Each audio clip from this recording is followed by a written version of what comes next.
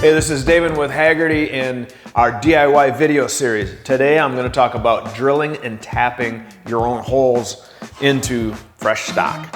First thing, you'll need a tap and die set. You don't need something this large, you may only need a single tap based on your usage, and we'll go over that. Secondly, you're going to need some sort of drill. You're going to need the right size drill to go with the tap that you're using. Again, you do not need a huge set or a huge index, you only need the right drill for the right tap. And then secondly, you're going to need some way to rotate the tap into your stock. You can either use this T-style handle, and there's also these specific holders, and then of course just a ratchet and some fashion to rotate it. Now, we can also get into using a drill as far as the drills are concerned, and most importantly, don't forget lube. Rapid tap or cutting fluid in this case. Really does two things. It does help cut the metal, and it also creates some lubrication in there so it does not bind up, and of course overheat and some things like that. And of course it's also important when you're drilling the hole. And then secondly, we can go over utilizing a drill press, which is probably the best way to drill a hole, and also a very good way to run a tap in. And yes, you can do that, but you have to go slow. All right, so that's the tools. Let's get into some detail. First, let's talk about what goes into the design of a thread. So on the thread, you have this would be your major diameter, okay? And then subsequently you would have at the bottom your minor diameter. And then roughly down to the center of this bolt, or thread, you have your thread diameter. Think of it as the material average, peak to root. Then you have your crest or peak of your thread. And then you have in here, this is the thread angle. And then you have your pitch. So those are all the major things. And of course you also have the back side of the thread, which is considered the flank.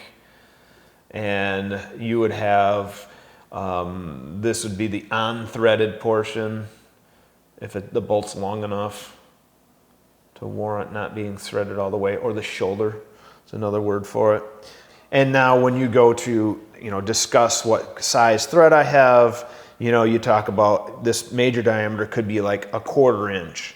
And then your pitch is what tells you what your thread size is. And in pitch, relative to a US bolt, it would be your major diameter, let's say, is 1/4 inch, okay, and that would be by, in US terms, we use threads per inch. So that's the pitch number over an inch. So how many threads, peaks, do you get per inch?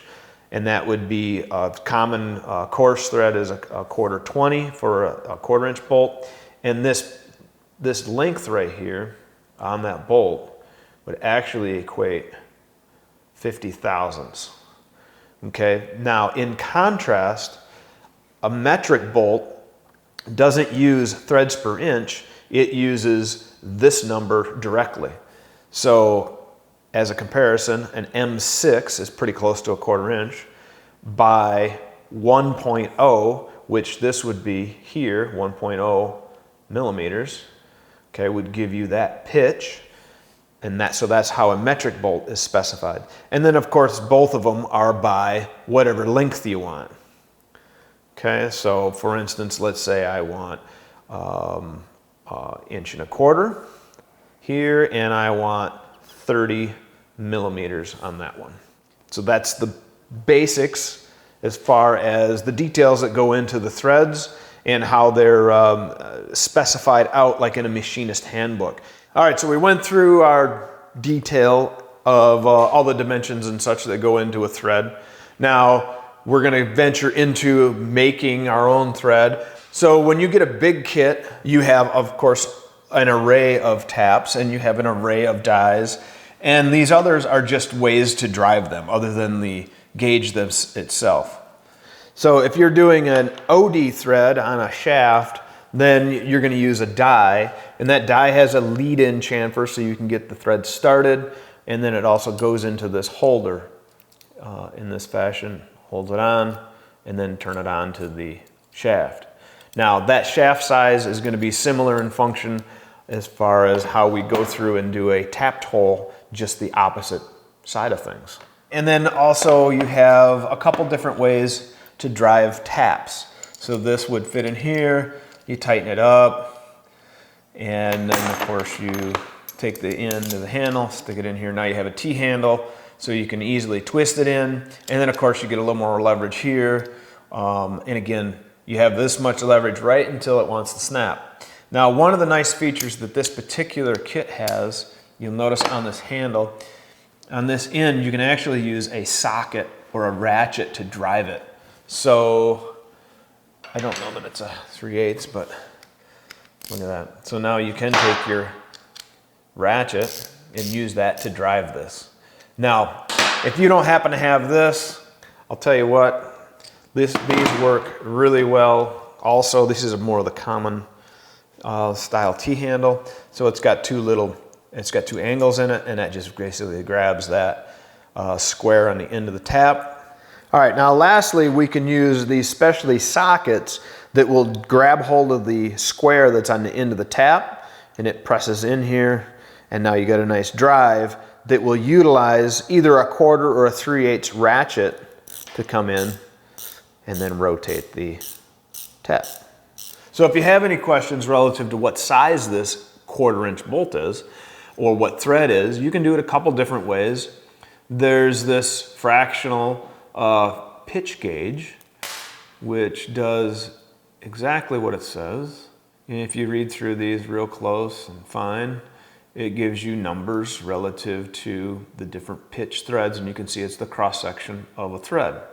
What you would do is come in here and find one. Let's say I don't know if it's an 18 or a 20. So I come in and say, all right, does this match? And it's a game of, does a square peg fit in a round hole? And no, it doesn't. So now you come to the 20 and look at that, it's a dead match.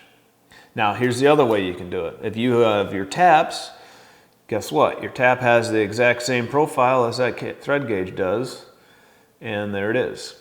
Now, let's say you get to the hardware store and you have this in your pocket and you say, hey, I need 4 more of these, but I don't know what size it is. Go in the bolt bends that look pretty close to this. Do the exact same thing. Line up the threads. So after you've determined what size thread you have on your bolt, then you're going to come and reference your chart. And the point of the chart is it's going to tell you what tap drill size you need for that thread. So you'll see I have my chart out, and now as I come down from my tap size, I scroll down here until I hit 1/4 20. Now, there are 2 columns on this particular chart, one for 60% and one for 75%. Here's the 1/4 20 on the 75, here's 1/4 20 on the 60. On the 75, it uses a number 7 drill bit, and on the 60, it uses a number 4. What that means is one hole is slightly larger than the next. So in other words, as you tap that, you will have, call it less engagement, so to speak, or the peak. Basically a sloppy or a different tolerancing between the two. The standard is using a 75%. So we will go to our drill index, grab a number 7, and that's what we'll need. So I come over to my drill index, and my numbered drill bits are from 1 to 60. So starting down here is 1, and I come down. Here's that number 4 for 60%, and then here's number 7 for the 75%, which is a 201 thousandths drill bit. So that's what I want for that engagement on that thread.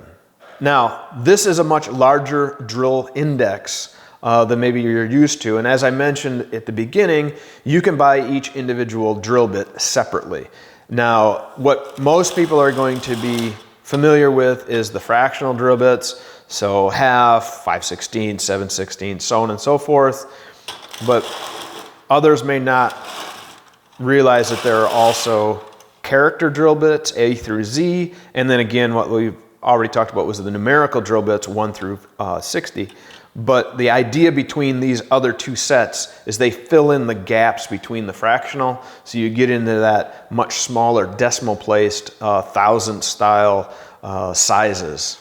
Okay, so now if you're at the hardware store looking for a tap and the corresponding drill bit, typically they should have your chart on hand and be able to tell you. And then also, well, it's relative to the tap itself on that container, it will say drill tap size, whatever, number 7 in this case, and then just go to where they have the drill bits, grab the drill you need, and away you go. Now the first time around here, I'm gonna use basically all the hand tools I'll say most people have at their disposal. So to start a hole really well, you need a center punch and a hammer. And the reason you use a center punch is so the drill does not walk around the surface. It finds where you want it.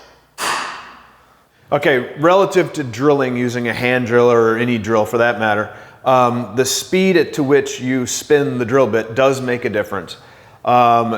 Usually the larger the diameter of the drill bit, the slower. So technically, yes, I could run this on 2 and run it wide open, but it's gonna create a lot of heat and not necessarily cut any better. I prefer to use low speed, and of course my trigger is variable. That way, as I come through and break through the back side of the metal, that burr in there doesn't catch the drill bit and break the drill bit off on me. Now, I want this to be as square as possible. Square meaning perpendicular to this surface, so not like this, like this, like this, straight up and down. So here we go.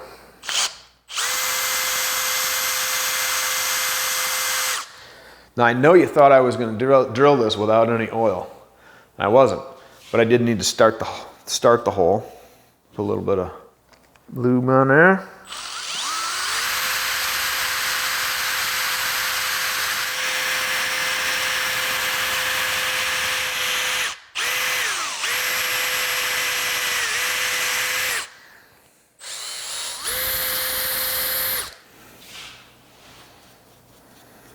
Here's a good idea as far as starting a tap. Not a bad idea to have a chamfer on the very top of this. And the other option, if your hole is large enough, you can use a deburring tool to come across the top of this and also put a chamfer in it, like so. Because as you see, your tap also has a lead into it. It doesn't start automatically cutting the full depth of a thread. It works its way to that.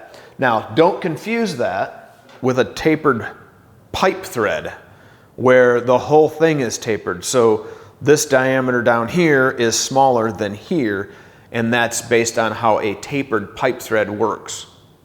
Not to be confused. Little tapping fluid on here, and I'm gonna use a T-handle. That's what I like the best when I can.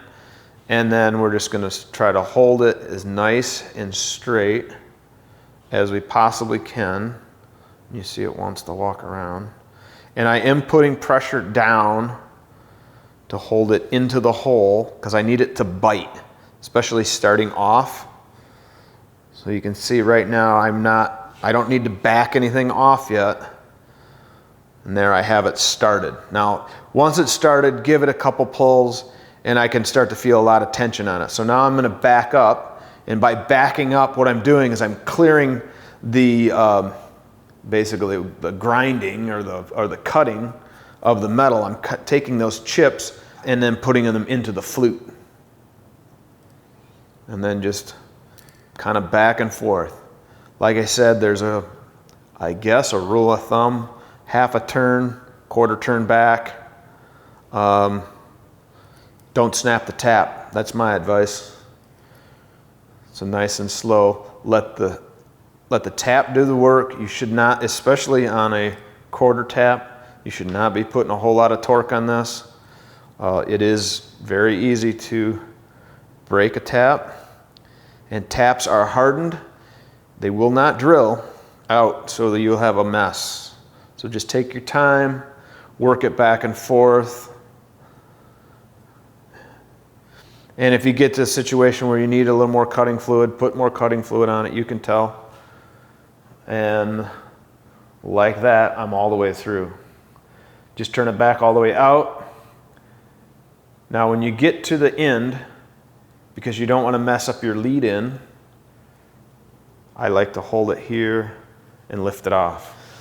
So to clarify, as I was tapping the hole, I said you have to back things out. And the point is, as this surface of your tap, I should say maybe on this side, so this surface does all your cutting, that edge, it creates chips into the flute area, and then of course into the threaded area as well of the tap. So as you back and turn, you're putting it into the flute, which is where you want it because that's not the cutting surface. And that helps you, kind of clear the way, if that makes sense. Then the last step I'm gonna do is I'm gonna take some brake clean and basically spray the oil and chips out of the thread, just ever so slightly. All right, now here's my bolt. I'm gonna thread that in here. And it's tapped very nicely.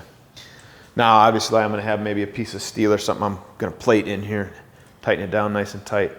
All right, so there's 1/4-20 tapped with all hand tools. Now let's take our piece of scrap metal over here to the drill press, and I'll show you how we can drill and tap on the drill press. Okay, so I have my workpiece clamped into this big vise, and of course my drill bit's up in the chuck.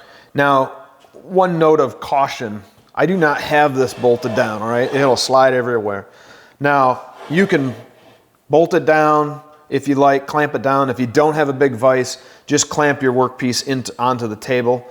But with the big vise, what you can do is just rotate this back, have this hit your post, get everything lined up with your hole, and boom. Now, as I drill this, as that torque goes and this bit will catch into this material to some extent, the vise spins and hits that back and it doesn't go anywhere. Just a kind of note to self how to use this. All right, so again, a little cutting fluid on our spot.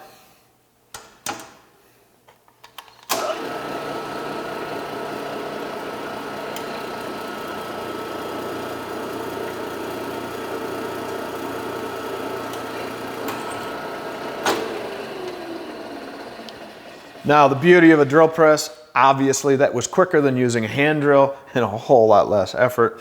And my table is perpendicular to the drill press, or better be, and that gives me a nice square hole relative to the surface. Of course, as your workpiece changes, you may or may not be able to fit it in here. It's pretty difficult if you're trying to retap something on a car and hold the drill press up in the position where a hand drill gets there. But if you have an engine block that's all by itself, let's just say, like this one, then you can put the 389 block on here, set the plate way down at the bottom, and bring the drill press to it, and then drill and tap the back housing as an example. So, holes cut. Now, very carefully, you can use the drill press now to run the tap.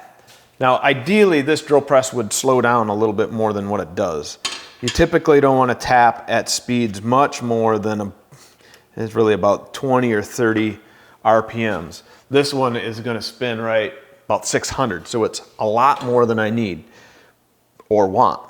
And the danger is, of course, breaking off the tap. Now, I'm not going to chamfer this hole, but what I'm going to show you is that I can come into this, right? So I'm squared up, I'm in the hole, but I do need to tighten it.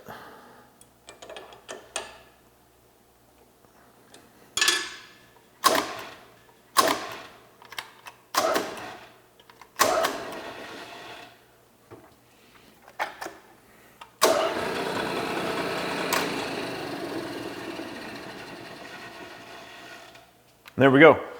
So as quickly as that, I have this tapped with the drill press. Granted, the speed's a little bit faster, so all I'm doing is modulating the on and off button to get there so it's a little bit slower, and it gives me enough torque and spin to push down in there. Now, you're gonna ask, why don't you have to back and forth with the machine? Well, the machine's pulling the chips out quick enough and it's getting there, and you have that little bit more torque, just the way it works. All right, so that's that piece. We can pull this one out. Actually, we'll just slide it out. Same thing. Spray a little brake clean to get the chips out of the hole. And let's check our deal. And voila. There we have it. Okay, so what is my bare minimum? Bare minimum, you need some way to put a center punch. You need the tap. You need a drill and some way to turn this drill bit. And then of course you need some way to turn the tap. I recommend at least a T-handle, but obviously in a bind, some way to drive it will work just fine. And some sort of oil.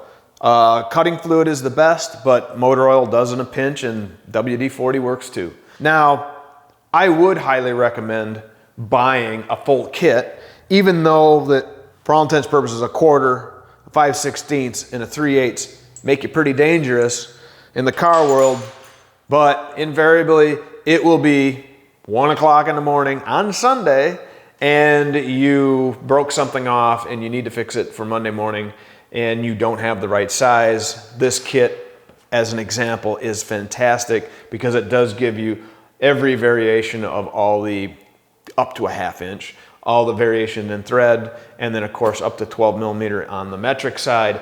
And it also includes the drill bits that you would need associated to those taps. So put this new skill to work and go enjoy your day. See ya. Clean up these tools now, they're all dirty.